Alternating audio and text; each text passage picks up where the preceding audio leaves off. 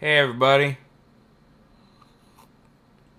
Just doing a blind taste test between the shaken and the stirred martini. Because wouldn't you know it, if Mr. Bond doesn't recommend the shaken and Hawkeye Pierce says stirred. And all I know for sure that I've found is that I'm drunk. Which is probably appropriate, because I decided to do another shooter on the N64. Not my best moment. So anyways, here goes.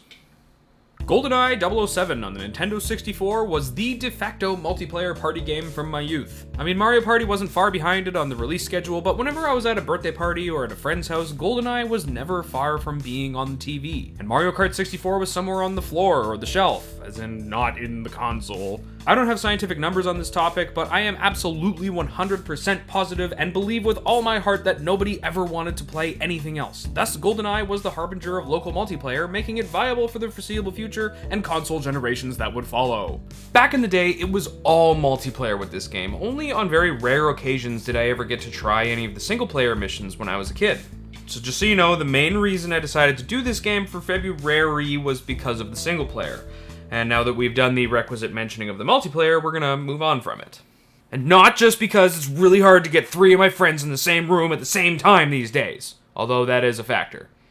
I will admit that I was apprehensive about adding this one to the schedule, as many or at least some of you will have seen my recently posted video on Force Gemini, and understand why shooters on the N64 make me a little gun-shy, pun most certainly intended. But if there's one game that gets brought up as the prime example of how did we ever manage to play this piece of garbage, it's GoldenEye. A revelation that has really only taken hold in just the last few years. But yeah, when I think back to the cumbersome controls and the lack of a secondary analog stick, I'm ready to write this game off too. But with February right around the corner and a single-player campaign still largely unplayed by me, I figured it was high time I finally tackled this legendary Rare title. The first thing I notice when I get the game started is just how faithful to the source material they try to make the mission briefings. I don't necessarily mean faithful to the plot of the movie, as there's some reconfiguring going on there, but the spirit and the attitude of it is totally here. But I never saw this back in the day. When I was a kid, I was conditioned by my friends and my own desire to not have to read anything longer than about 7 words to just keep hitting next when the briefing started, or even just to go up to start mission without even noticing what they were trying to tell me.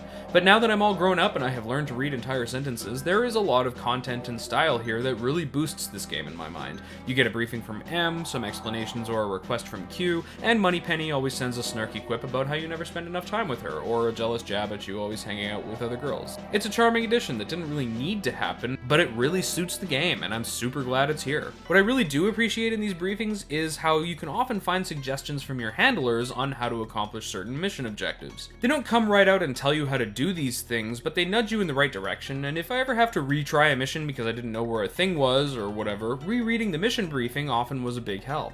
And now for the gameplay. Not as bad as I was preparing myself for having to deal with. Yeah. What? I can hear you all asking, and I'm asking myself a little bit right now. GoldenEye is officially a pariah of the shooter community. How can you stick up for this game? Goes my inner monologue as I start blasting through the levels pretty functionally. Yes, I will admit I only played on agent difficulty, but in this case I'm referring specifically to the functionality of the game.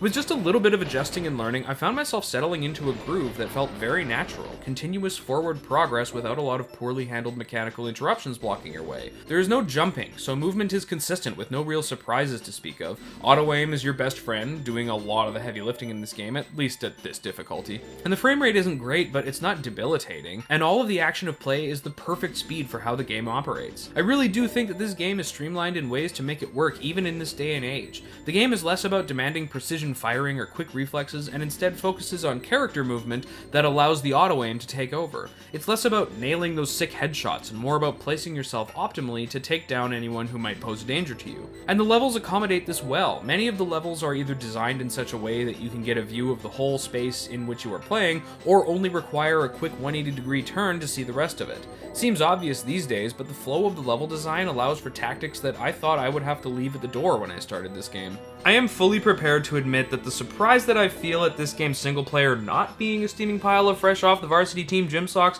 most likely comes from the fact that I played Force Gemini first. I mean, all the things that I like about this game would still be here, but I might not perceive them as the godsends that I do now. Force Gemini felt like they took notes from GoldenEye, but failed to really capture why the things like open level design worked. They took the open flow of the levels and then promptly changed the situation on you with surprise enemies, something that GoldenEye never really did. They added layers of terrain to traverse, which required jumping, and necessitated an edge-grabbing system, which wound up being spotty at best. They had a third-person camera. Yeah, I'm gonna cite this as a drawback. I mean, it was a drawback on a lot of N64 games, what with there not being proper camera controls back then. But for the things that Force Gemini tried to have you do, they didn't even try to give you functional camera controls, and it really kneecapped this game's delivery so much. GoldenEye had none of these problems. There's no jumping, so there's no instant death pits or terrible edge grabbing. The enemies in a room are the only enemies in a room, unless there's a story event that changes the situation. Any alternate layers of terrain are easily traversable by the standard movement mechanic by way of stairs or ramps. I honestly think that GoldenEye succeeds where JFG failed by reducing the scope of the game and in some ways limiting the level of player-game interactivity that is present. And this is the sort of thing that I think console shooters at this time needed.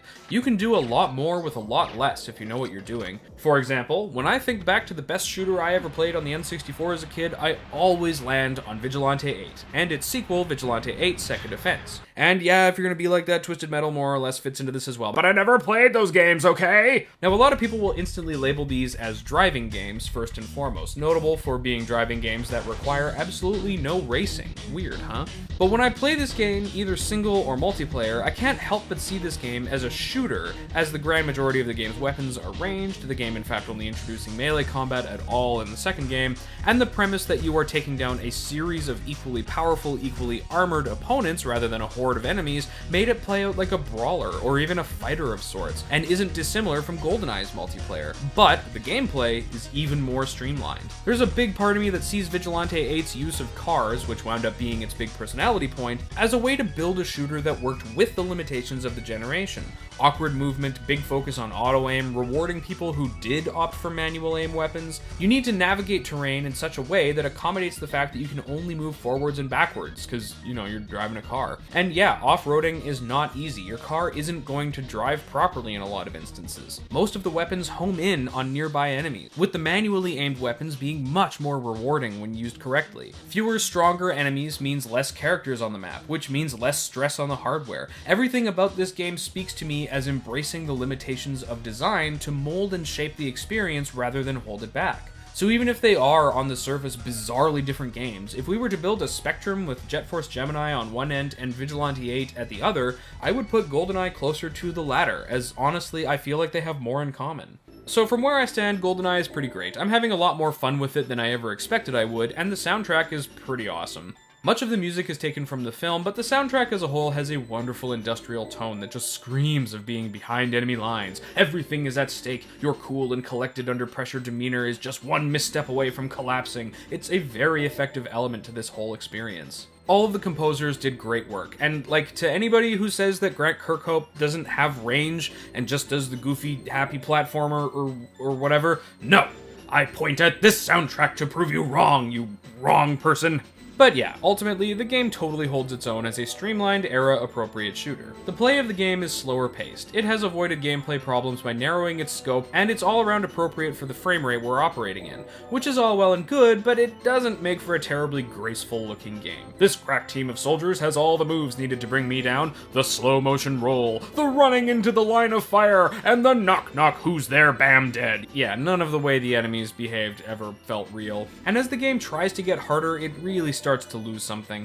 Maps become less accommodating, introducing very similar looking twisting hallways and stacks of rooms that all look the same, basing objectives on totally random situations. Yes, I definitely thought I was meeting the sharply dressed ex-KGB agent in an empty abandoned shipping container, and I totally didn't go all the way to the end of the level looking for him the first few times. Executed to perfection. And yeah, I'm totally down to scour this whole dang maze of a level to find the one specific room that Natalia ran off to instead of sticking with me. I've only been doing that the whole dang time, looking for her in the first dang place. For as much as I praise the mission briefings, they do start to get quite vague as the game goes on. Anytime a mission features a plot point that throws the progress of the whole thing out of whack, you're on your own. Sure, there might, emphasis on might, be a clue as to where you go next, but without a map or a person to confer with, it's really just a big old trial and error session until you stumble into where you're supposed to go. And then they give you objectives like blow up this thing that you can't blow up normally, and when it comes to how, they just leave it at, oh, you'll find a way, you always do. So the solution to this particular example that I just gave is to spend enough time in a dead-end room that is obviously not where you're supposed to spend any time at all, long enough to see a big old box of mines that camouflage into the background almost perfectly. Why would you put a finicky objective like this in control? This mission is stupid enough to begin with! And I swear, the auto-aim actually gets worse as the game goes on. Changing the mechanics to make them inconsistent from what we've learned so far is not how you make a game harder. Now, I don't have metrics for this, but at the very least, there's a bunch of things that add up at the end of the game that really fly in the face of the things that made this game work. I didn't mention it before, but whenever you get shot, there's like a second where you can't shoot back, which also happens to be your iframes. So basically, if you don't react perfectly, you can get stun-locked really easily. And why would you ever think it was a good idea to have the last boss fight hinge on a one-hit kill situation? I spent 8,000 hours running a marathon trying to get bullets into Trevelyan. One time I even ran out of ammo, and now all of that is for nothing, because we make or break it on approximately 2 seconds of reaction time to pick this guy off with no auto-aim. Just... You know, I've tried this mission like 7 times at this point, and always with the same result. Like, I've got this mission down pat now, and it's just that stupid thing at the end where he just like shoots you off the edge, and you're just like, no, I'm fine. I don't need this. I'm just doing something more interesting now. So, I did go back like an hour later, and I got it. It's just, it had been a long day, so GoldenEye turned out to be a mostly more enjoyable experience than expected. It's got some really great design philosophy carrying it through some rough patches. I might be able to see myself playing this again sometime in the future, but I will also be quick to add that the way the game finishes is not exactly what you'd call graceful. Confusing missions, vague objectives, and a final objective that is questionable from a game design perspective, especially considering that there is nothing to see on the other side of it. I don't really see how this ending is worth it. I'd say this game comes out at about 50% pretty awesome, 45% bleh, and 5% in the big ol' nope category. All in all, this game's a win, but I still can't help but feel like it isn't quite the recovery we needed from Force Gemini. That's 2 videos in a row now that didn't carry the kind of happiness that we normally get with February. So maybe it's time to change up the formula. Yeah. Woo! Thanks for tuning in to February again, everybody. And yeah, that little teaser at the end, that's gonna happen. February will be a thing I will follow through on, I promise. It's gonna take me a while because the video I have planned is gonna be huge. So it will be out in March at the earliest. Until then, feel free to check out some of my older videos. And I'm also doing weekly live streams on Twitch TV on Mondays, Thursdays, and Saturdays. My Twitch channel is down in the description. Thanks for watching, and I'll see you all next time.